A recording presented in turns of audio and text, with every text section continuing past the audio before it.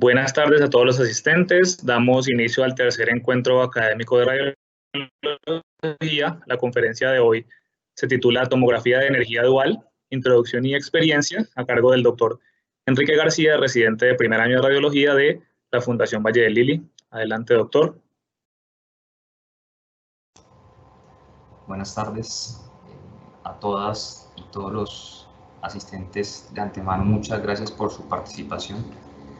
Como bien mencionó el doctor Castro, el tema que nos reúne durante la próxima hora es la tomografía de energía dual o de doble energía. Vamos a hacer una introducción y a compartirles una breve experiencia que hemos tenido.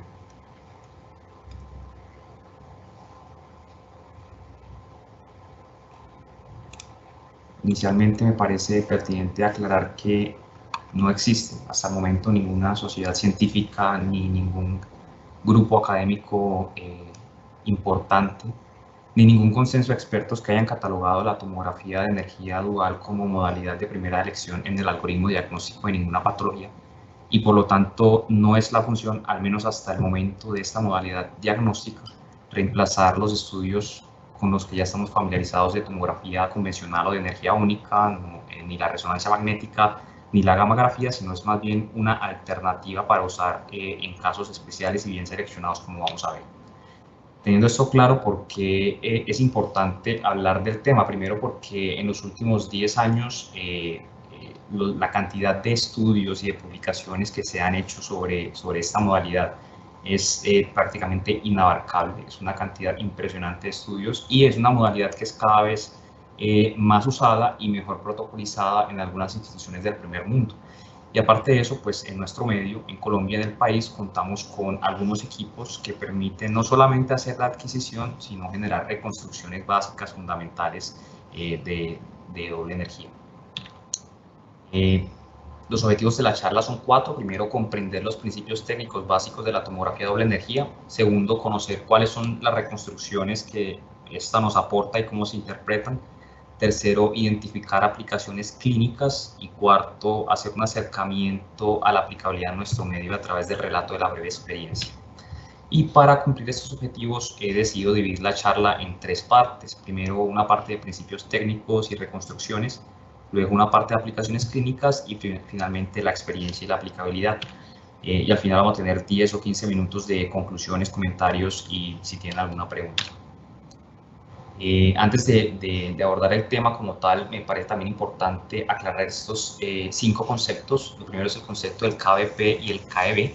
El KVP hace referencia a un voltaje pico y se refiere al voltaje máximo aplicado en un tubo de rayos X para acelerar las partículas, mientras que el KEB es un valor promedio de energía cinética que tiene esa conjunción electrón-fotón y que va a incidir sobre la materia. Entonces, mientras el kilovoltaje pico es un voltaje máximo, el KEB es un voltaje promedio y por lo tanto van a haber diferencias en sus valores.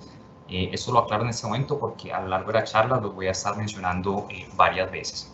El segundo concepto de la tomografía de energía única o tomografía de energía convencional a la que estamos acostumbrados es una técnica de imagen que usa un solo espectro de energía para generar las imágenes, mientras que la tomografía de doble energía es una técnica de imagen que usa 2 espectros energéticos para generar las imágenes, mientras que en la energía única usualmente el espectro de energía son 120 kbp. En las tomografías de doble energía se usa un espectro de baja energía a 80 kbp usualmente y un espectro de alta energía a 140 kbp. Eso puede variar un poco dependiendo del equipo, pero en general está en ese rango.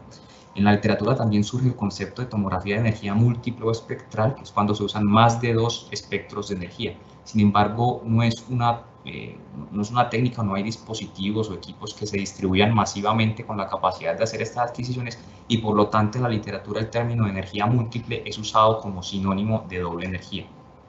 Y finalmente el concepto de tomografía de doble fuente, que hace referencia a un equipo, un tomógrafo que tiene 2 fuentes de energía ubicadas a 90 grados de inclinación cada una.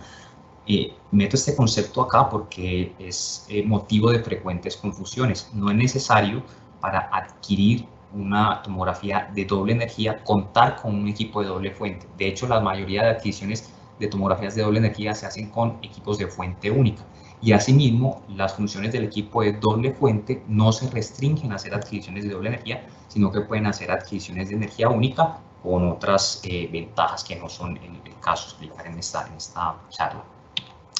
Ya teniendo eso claro, dos palabritas de historia. Para los que no lo conocen, este señor es Hounsfield, es un ingeniero inglés, ganador de un premio Nobel de Fisiología en su época, un visionario. Él hace casi 50 años dijo, y parafraseo, imágenes de un mismo corte a diferentes energías, él proponía 100 y 140 kb, permiten la diferenciación de tejidos basado en su número atómico. Por ejemplo, decía él, se podría distinguir entre el calcio y el yodo. Ese es el principio fundamental de la tomografía de doble energía. Usar dos espectros energéticos para generar comportamientos diferentes en materiales que de otra forma se comportarían igual y poder diferenciarlos. Sin embargo, en esa época no existía la tecnología ni el hardware necesario para generar este tipo de imágenes, y no fue hasta el 2006 que un grupo de científicos alemanes publicó en la Revista Europea de Radiología un estudio con un equipo de doble fuente en el que usaron una fuente de energía a 140 kbp y una fuente de energía a 80 kbp, y teniendo esas dos fuentes de energía o esos dos espectros energéticos, fueron capaces de hacer la diferenciación de un Phantom. Un Phantom es un tejido inerte que se mete a un tomógrafo. En este caso el Phantom consistía en hueso de cerdo con cables metálicos y unos tubos con medio contraste, y ellos pudieron hacer la diferenciación automática de manera que se aislara automáticamente los tubos metálicos, las barras metálicas y los tubos con medio de contraste, aislando completamente el hueso solamente con la técnica de adquisición de imagen.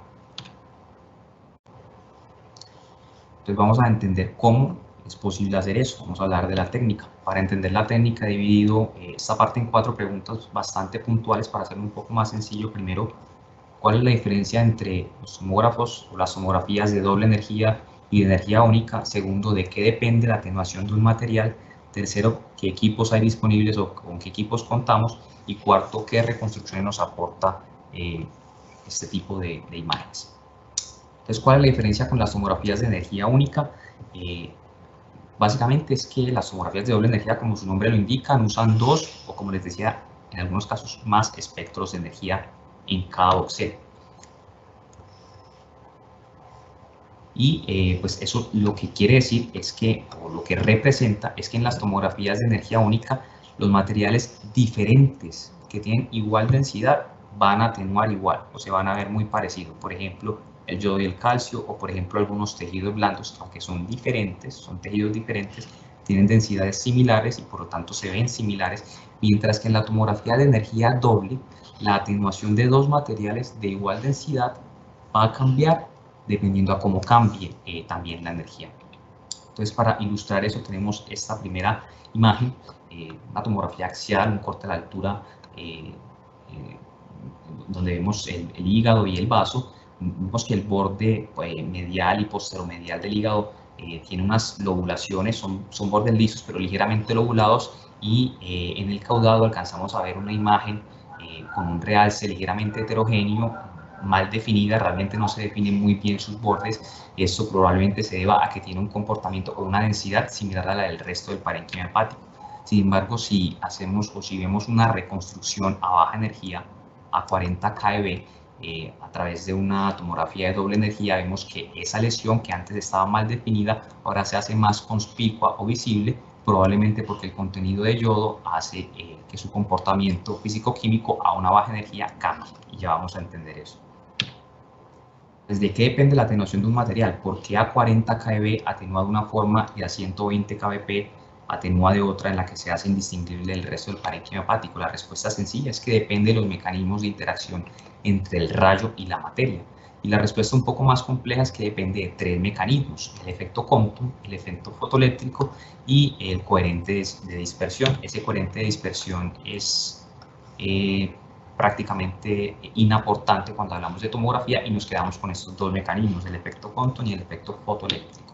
El efecto Compton hace referencia a la interacción entre ese rayo que emite la fuente del tomógrafo con un electrón de valencia ubicado en la última capa de electrones. Ese electrón es despedido, eso genera un cambio conformacional en la onda y eso genera la atenuación. Este efecto va a depender básicamente del electrón de valencia, es decir, de la densidad del tejido, y por lo tanto es importante en tomografía convencional. Sin embargo, este otro efecto, el efecto fotoeléctrico, que se da por la interacción del rayo de luz, no con un electrón de valencia, sino con un electrón de la capa más interna de electrones, hace que ese electrón salga despedido e inmediatamente ese espacio que dejó vacío es ocupado por un electrón de valencia. Ese cambio conformacional y ese cambio energético es lo que genera la atenuación. Y en este efecto, la atenuación va a depender del número atómico, del elemento que estemos incidiendo, y de la energía de este rayo incidente, de esos dos factores. Y por lo tanto es un efecto más importante no en la tomografía convencional, sino en las tomografías de doble energía. Un principio claro es que a mayor número atómico, más cambia la atenuación con el cambio de energía. Entonces, elementos como el yodo o el calcio que tienen números atómicos grandes van a tener mayor efecto fotoeléctrico y por lo tanto van a ser más visibles con los cambios de energía. Eso lo vemos también ilustrado en esta imagen, un corte axial a la altura de la tiroides. En la región de interés verde está señalando tejidos blandos que, recordemos, están formados por carbono, hidrógeno, en fin, átomos que tienen números atómicos muy bajos, y vemos que la densidad de ese tejido, los HU de ese tejido, no varían significativamente, es una línea prácticamente recta a medida que cambia la energía. En cambio, la tiroides, un tejido rico en yodo, sí va a tener una variación importante. Y observamos que a medida que disminuye la energía, a medida que se acerca a los 40 kV, la densidad de ese tejido aumenta, alcanzando 160 unidades Hund. De manera que a medida que es menor, mejor dicho, la relación entre la energía incidente y la densidad de un tejido rico en yodo como la tiroides, es inversamente proporcional. Y eso se debe a que la energía para desplazar ese electrón interno que les había mencionado, que es un término físico que se llama KH para el yodo, es de 33 kV. Es decir, que valores de energía cercanos a 33 kV van a generar la mayor densidad o la mayor manifestación en atenuación de ese tejido.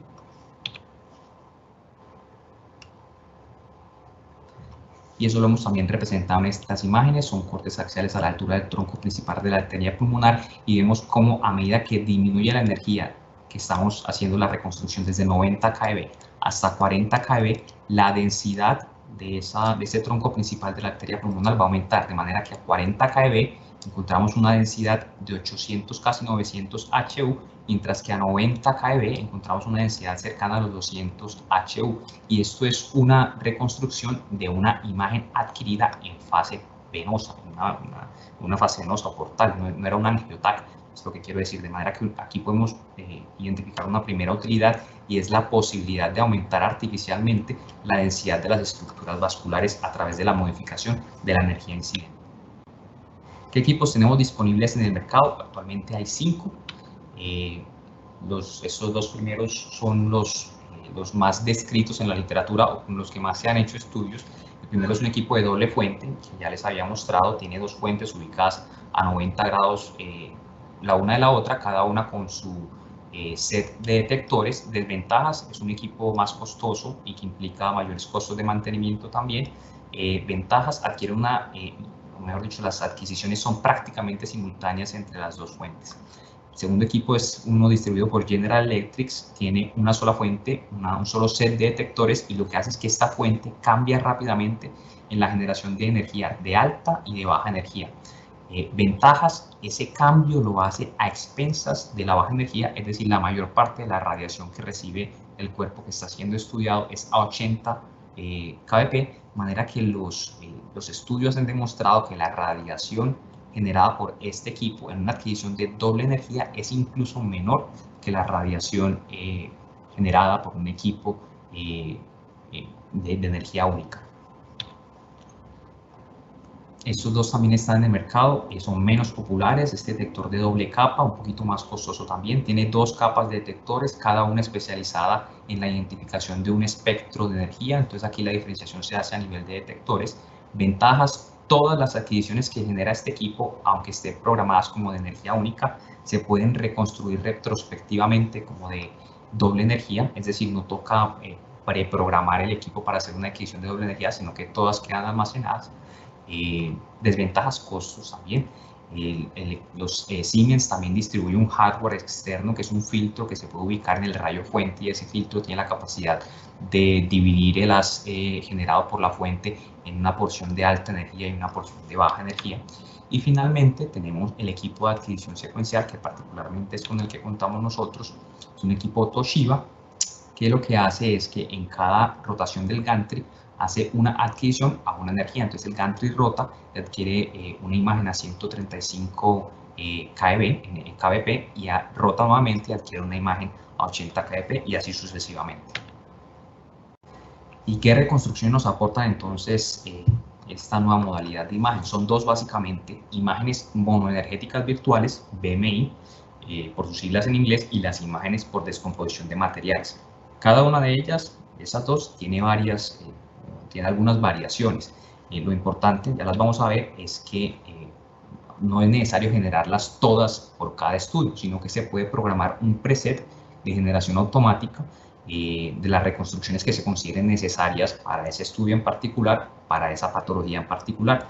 Y si después, durante la interpretación del estudio, surge la necesidad de generar una nueva reconstrucción, pues se puede hacer en postprocesamiento de manera manual. Entonces empecemos por las imágenes monoenergéticas virtuales. ¿En qué consisten? Básicamente le estamos brindando, el equipo está adquiriendo imágenes a baja energía e imágenes a alta energía. Lo que él hace básicamente es extrapolar datos, y con la información del comportamiento de los materiales es capaz de generar imágenes a la energía que nosotros le digamos. Si queremos generar una imagen a 70 kb, él lo hace automáticamente extrapolando los datos, o si queremos generar una imagen a 100 kb, él lo puede hacer también automáticamente extrapolando los datos. En eso consiste básicamente las imágenes monoenergéticas virtuales. Pero, ¿qué ocurre si necesitamos una imagen como la que estamos acostumbrados en las tomografías convencionales o de energía única? La respuesta es: no hay problema. Esto se ha estudiado y se ha definido que las imágenes generadas por este tipo de reconstrucción monoenergéticas virtuales a 70 kb son equivalentes a las imágenes adquiridas en tomografías convencionales a 120 kbp. Aquí vemos las dos imágenes, son bastante similares. De pronto en el de 70 kb vemos una imagen un poco menos granulosa y unos bordes tal vez más lisos y un poco mejor definidos, pero en términos generales son imágenes bastante similares.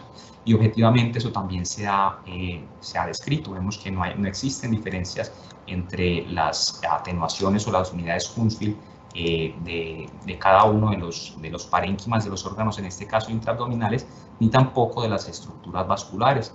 Son atenuaciones que son bastante similares entre sí y son equivalentes.